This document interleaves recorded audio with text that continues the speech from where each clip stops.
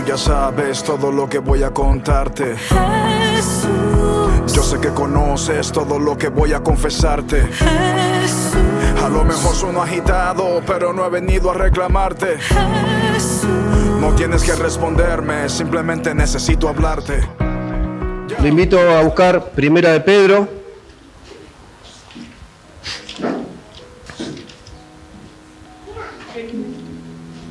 capítulo 1, del 17 al 21.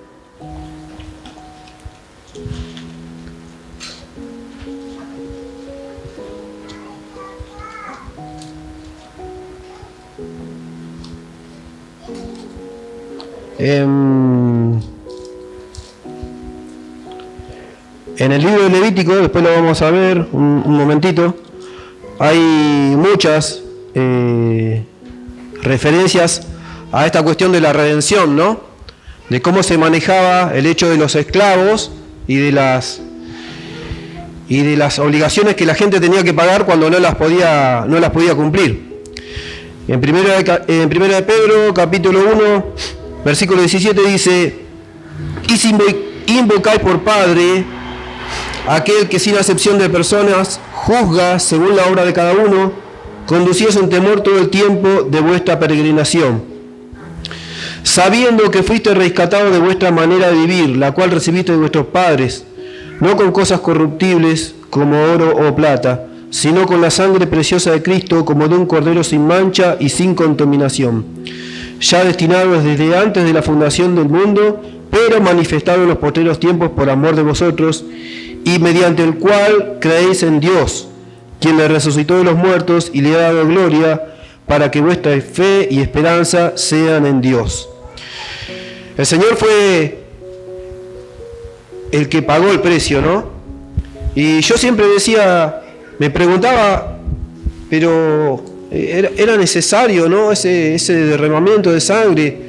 Son como cuestiones cósmicas que no me entraban en la mente. No sé si alguno de ustedes alguna vez se lo preguntó. Yo decía, ¿era necesario esa tragedia? Siempre digo que mártires y héroes hay muchos.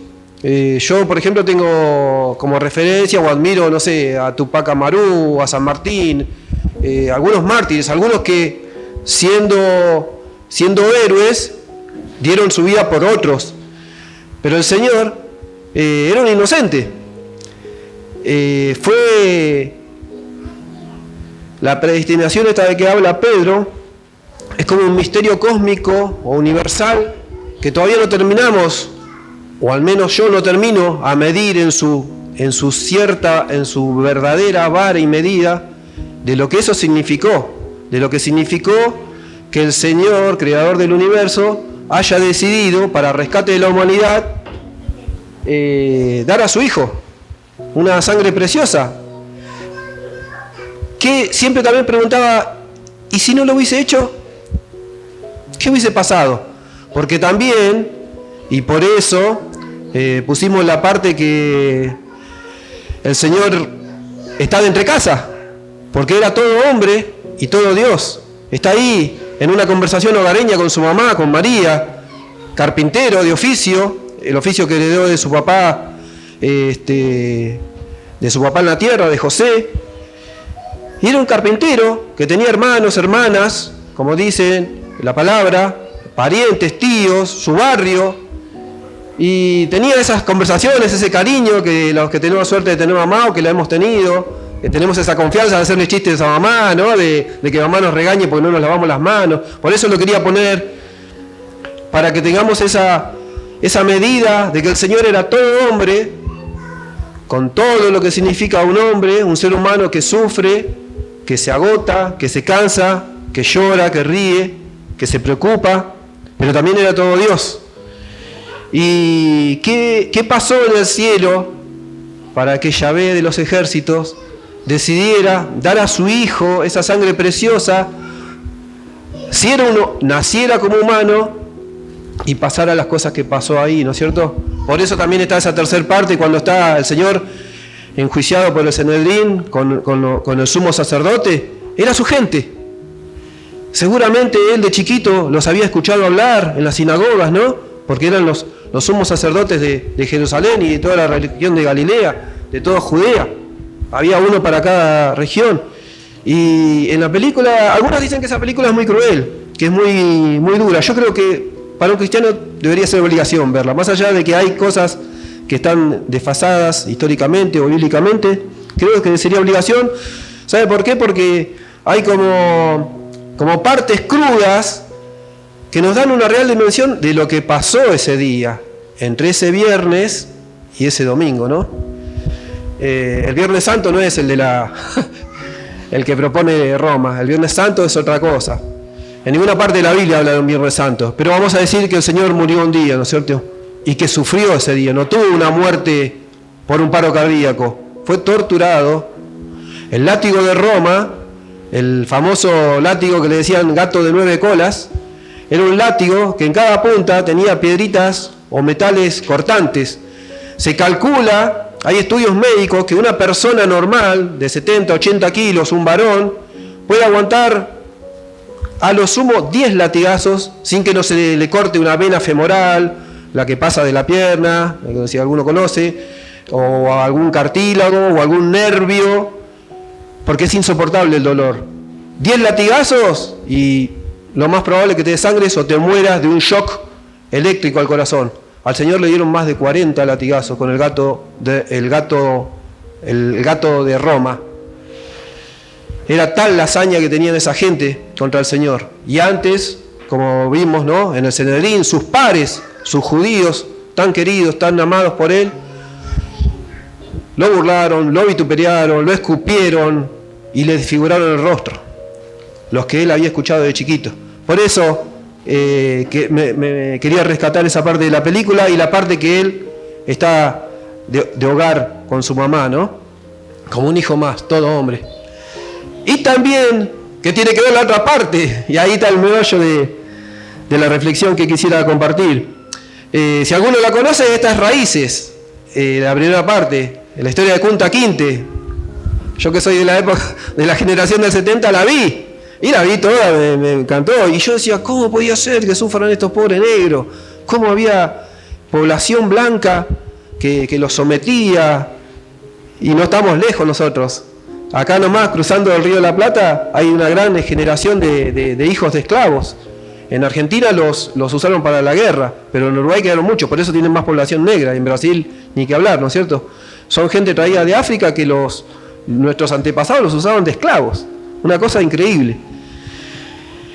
Y bueno, el hecho es que en esa primera parte del videíto vemos cómo se remataba a los esclavos, y si una persona compraba un esclavo a un precio vil, y encima el rematador, como que lo vimos, ¿no? Como que lo adulaba y exaltaba las cualidades del pobre negro, hicieron una mujer también, que era buena, que era sana, que podía procrear, como si fuera un animalito. Entonces yo imaginaba en ese momento qué hubiese pasado si una persona pagaba el precio de la redención y se presentaba con esa manga de sinvergüenzas y decía, yo pago por él. ¿Pero qué? ¿Lo quiere para esclavo? No, para que le den la libertad. Y existía eso, era el precio de la redención de una persona. Entonces visualizaba eso que pasó en la esclavitud y que sigue pasando. Hay países todavía donde hay esclavitud. Con lo que el Señor hizo. El Señor se presentó en el momento justo que la humanidad necesitaba a alguien que diga, yo pago el precio. ¿Y cómo lo pagaba? En la ley del Señor dice que no hay remisión de pecados sin derramamiento de sangre. A veces nos puede sonar trágico, a veces a mí me sonaba terrible, pero es la ley del Señor. Es la ley del antiguo pacto y era así. Para remisión de pecado, los judíos, los israelitas tenían que llevar un corderito que no tuviera mancha. El pobre bicho era el más bonito. El más bonito, no era cojo, no era manco, no era rengo, no tenía enfermedades, y a ese sacrificaban. Imagínense, a mí me da lástima matar un conejito, lo que sería matar un corderito, ¿no? Pero era el sentido que el Señor le quería dar para que la persona que iba a hacer esa remisión de pecados sintiera el peso de lo que valía su falta. Porque si no, si era matar algo que no tuviera valor, aunque todo tenga valor, no era matar una hormiga, que también tiene su valor. Pero el Señor seguramente quería hacer sentir, por medio de esa ley del derramamiento de sangre, que un bichito preciado, perfecto, inocente, no había hecho nada, llevara, expiara el pecado que había cometido la persona. Pero entonces, yo también preguntaba, y si quiere, vamos a Levítico 25, para que veamos un poquito de esas, un flash de esas leyes. Le comentamos dos nomás, como para, yo los había notado.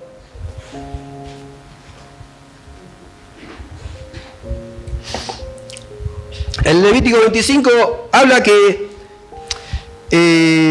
da una serie de indicaciones el Señor para el reposo de la tierra, ¿no? Y decía que la tierra se tenía que trabajar durante 6 años, el séptimo se dejaba descansar. Mire qué principio sabio. Al día de hoy eso se sigue haciendo en agronomía. Y se sabe que cuando no hay rotación de cultivos, la tierra se agota y no da ni maíz, ni soja, ni nada. El Señor ya lo había hecho 5.000 años antes que los agrónomos modernos. Bueno, la cosa que hacían 6 años, 1 año descansaban, y eso el Señor dijo que lo tenía que hacer en 7 ciclos, o sea, 7 ciclos de 7. 7 por 7, 49, y el último año era el año del jubileo.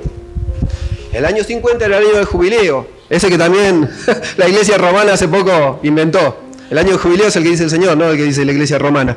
Pero la cosa que en el año del jubileo, todos los que tenían obligaciones, pendientes o deudas, quedaban libres, quedaban redimidas automáticamente.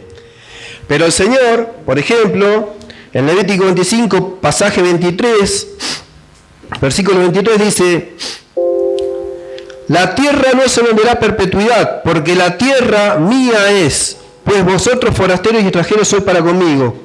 Por tanto, en toda la tierra de vuestra posesión otorgaréis rescate a la tierra. Cuando tu hermano empobreciere y vendiere algo de su posesión, entonces su pariente más próximo vendrá y rescatará lo que su hermano hubiere vendido. Y cuando el hombre no tuviera rescatador y consiguiere lo suficiente para el rescate, entonces contará los años desde que vendió y pagará lo que quedare al varón a quien vendió y volverá a su posesión.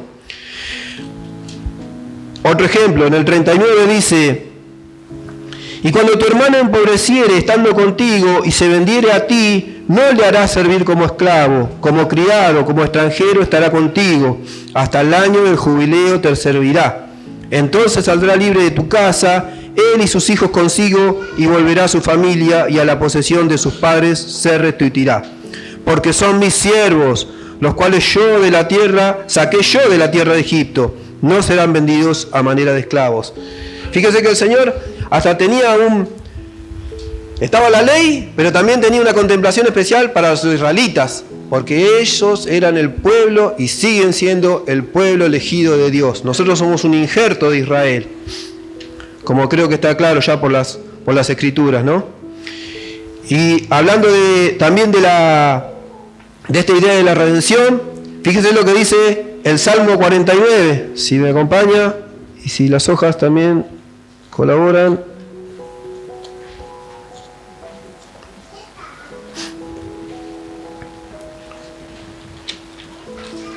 El Salmo 49, versículo 15, dice el Señor hablando de redención: pero Dios redimirá mi vida del poder del Seol, porque Él me tomará consigo. No temas cuando se enriquece alguno, cuando aumenta la gloria de su casa, porque cuando muera no llevará nada, ni descenderá tras él su gloria. Aunque mientras viva llame dichosa su alma y sea loado cuando prospere, entrará en la generación de sus padres y nunca más verá la luz. El hombre que está en honra y no entiende, semejantes a las bestias que perecen. Me quedo con el versículo 15 que dice: pero Dios redimirá mi vida del poder del Seol, porque Él me tomará consigo. ¿Promesa de Dios? Amén, ¿no?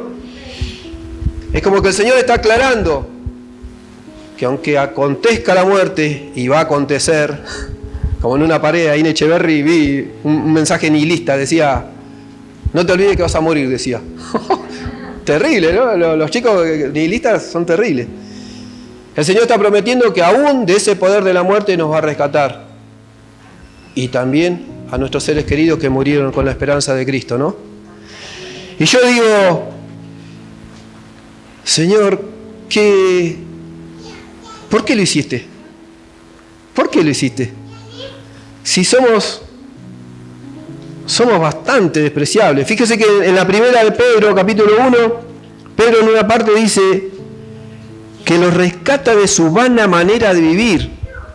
Y también lo relaciono eso de la vana manera de vivir con esto, que visualice que es el mundo.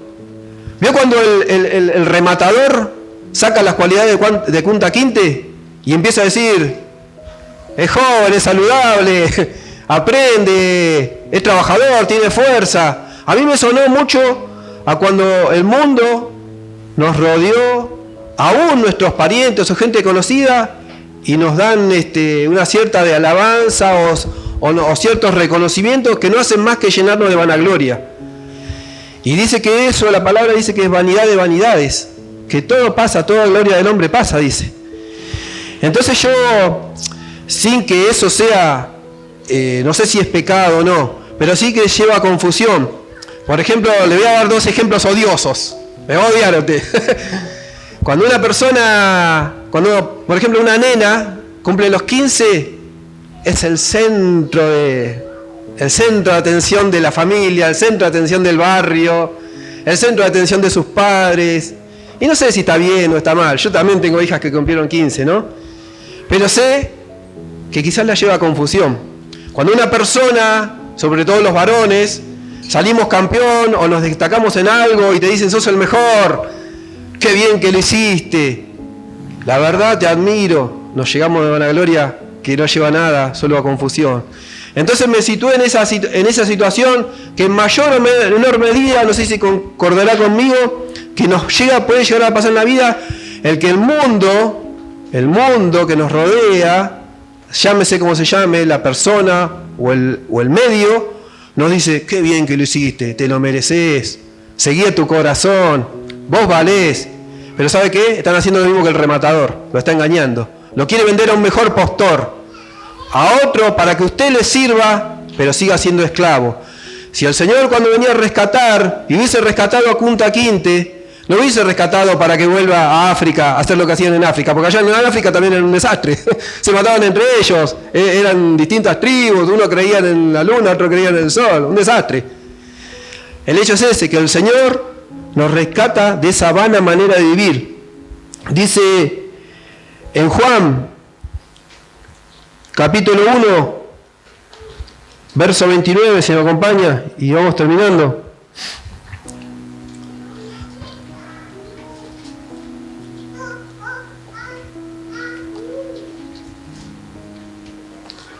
Siempre me pasa lo mismo, la dejo marcado y después desaparecen las marcas. Dice el apóstol Juan, el siguiente día vio Juan a Jesús, Juan el Bautista, ¿no?, que venía a él y dijo, he aquí el Cordero de Dios que quita el pecado del mundo. Este es aquel de quien yo dije, después de mí viene un varón, el cual es antes de mí, porque era primero que yo. Y yo no le conocía, mas para que fuese manifestado a Israel, por esto vine yo bautizando con agua. También dio Juan testimonio diciendo, vi el Espíritu que descendía del cielo como paloma y permaneció sobre él. Y yo no le conocía, pero el que me envió a bautizar con agua, aquel me dijo, sobre quien veas descender el Espíritu y que permanece sobre él, ese es el que bautiza con el Espíritu Santo. Y yo le vi y he dado testimonio de que este es el Hijo de Dios. Amén. Juan el Bautista nos habla por intermedio del otro Juan, diciendo que este es el Cordero de Dios, el que quita el pecado del mundo. Pero también con eso había una cuestión, porque también en mi mente finita o en mis consideraciones yo decía, ¿cómo un hombre puede quitar el pecado de toda la humanidad? Y fíjese cómo está la respuesta en Romanos Romanos 5:18. De por qué fue necesario que Jesús hiciera lo que hizo. Dice Romanos 5:18, así que, como por la transgresión de uno vino la condenación a todos los hombres, de la misma manera por la justicia de uno vino a todos los hombres la justificación de vida. Porque así como por la desobediencia de un hombre los muchos fueron constituidos pecadores, así también por la obediencia de uno los muchos serán constituidos justos. Pero la ley se introdujo para que el pecado abundase, mas cuando el pecado abundó, sobreabundó la gracia, para que así como el pecado reinó para muerte, así también la gracia reine por la justicia para vida eterna mediante Jesucristo, Señor nuestro. Ese hombre que pecó y que introdujo el pecado al mundo fue Adán. Lo dice un ratito antes, acá la carta de Romanos, que se cree que también la escribió Pablo, ¿no? Entonces da ese paralelismo entre Adán y Jesús, de cómo por uno entró el pecado al mundo y se transmitió a través de las generaciones, y cómo también por Cristo Jesús fuimos salvos de ese pecado original, que no es el de Inexcess, es el verdadero pecado original que lleva a la humanidad. Y aún dice que la naturaleza, en otra parte de la palabra, en Gálatas, dice que la naturaleza, la creación gime por esa redención que va a venir el día que el Señor vuelva, ¿no es cierto? Que así que la naturaleza que nos parece tan maravillosa, esa creación, que yo siempre me maravillo, valga la redundancia, aún va a ser mucho mejor cuando sea liberada, cuando sea redimida por el Señor. Y dice que aguarda la manifestación de los hijos de Dios, esa naturaleza. Entonces acá, en la carta de Romanos, vemos por qué, ese misterio de por qué. También yo me preguntaba de chiquito, ¿por qué yo tengo que pagar el pecado original que cometió Adán, y de Adán pasando por todas las generaciones? ¿Por qué? No lo entendía, ¿no es cierto? Porque no entendía los alcances del pecado. Y asimismo, ese engaño, ese autoengaño que uno se hace, es el que nos hace decir a veces, ¿y qué pecado he cometido? Soy esto, soy lo otro, busca ponderarse. Puede decir, no fumo, no me drogo, no tomo, no le pego a mi esposo o a mi esposa, no robo, pero no es suficiente. La humanidad carga con aquel pecado original de Adán, que fue la desobediencia. No era comer de una manzana, era la desobediencia. Y dice que el Señor no puede estar en presencia de ese pecado. Esas son las reglas del Señor. Y sin el sacrificio de Jesús, sin ese día de tortura y muerte, como bien está en la película de Gibson, no hubiese sido posible. Era necesaria esa violencia. Una vez una de mis hijas me dijo que no quería ver la película porque era muy violenta. Y yo le digo, pero si a veces vemos cosas terribles, no sé, Rambo o cualquiera de esas porquerías, mucho más terribles, de cortarse en la cabeza, pero se escandalizaban cuando veían que al Señor Jesús lo torturaban.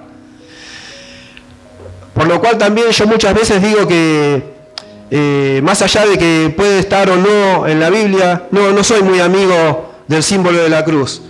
Porque la cruz era el elemento de tortura de la Roma impía. Era como si ahora fuera la silla eléctrica. Y yo no andaría con una silla eléctrica chiquitita colgada en una cadenita.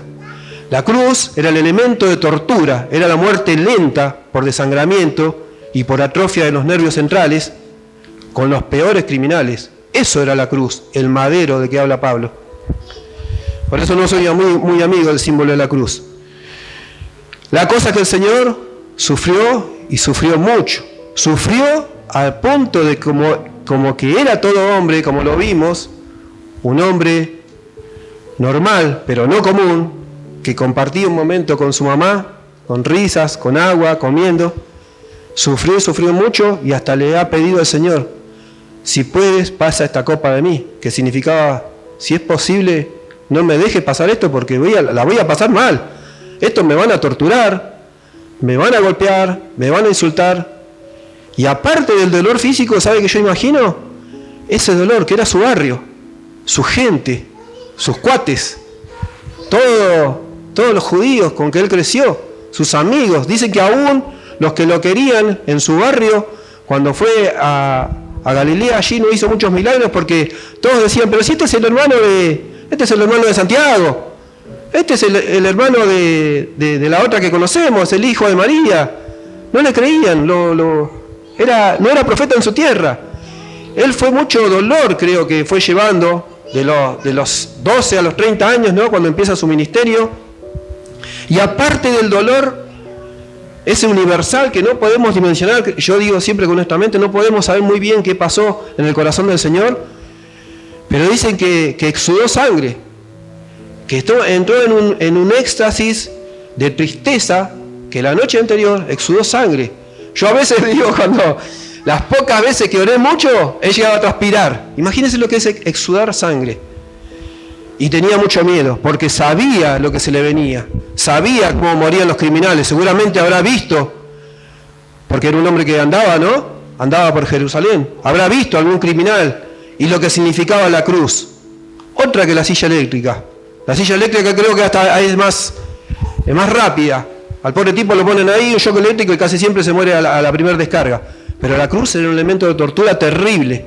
Se dice también que alguno de los apóstoles, creo que fue Pedro, murió también en una cruz, invertido, porque decía que no era digno de él morir como había muerto nuestro Señor.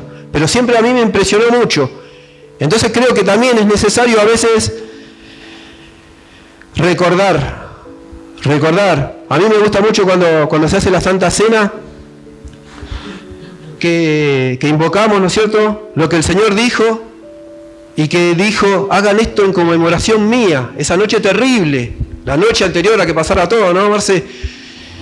Y siempre cuando digo, qué bueno que lo hagamos, qué diferente que somos los cristianos, qué diferente, qué compromiso hacemos de tomar dignamente la cena, de saber lo que estamos haciendo, recordando esa sangre y esa carne derramada por el mundo, ¿no? Ese cordero inocente, era un hermoso nuestro Señor, era un judío hermoso. Yo, le digo la verdad, yo me sincero más conmigo mismo cuando me reconozco que lo quiero más que a mi papá, más que a mi mamá, más que a mi esposa, más que a mis hijos. Y eso me hace sentir bien, no es que me hace sentir mal. Entonces por ese judío hermoso tenemos entrada en el cielo. Si no fuera porque al Señor lo torturaron y lo mataron como el peor criminal, hubiésemos nacido. Esa es la pregunta que yo me hacía. Hubiésemos seguido nacido, hubiésemos tenido abuelos y nosotros hubiésemos tenido hijos. Pero así como nacíamos, crecíamos, moríamos y al Seol. Pero el Señor dice, redimirá mi alma del Seol, de la muerte. Amén. Y así que yo lo invito, si podemos poner la alabanza, que en este momento, que usted visualice, no imagine, siempre me equivoco y digo imagine, visualice ese momento de la redención de esos esclavos.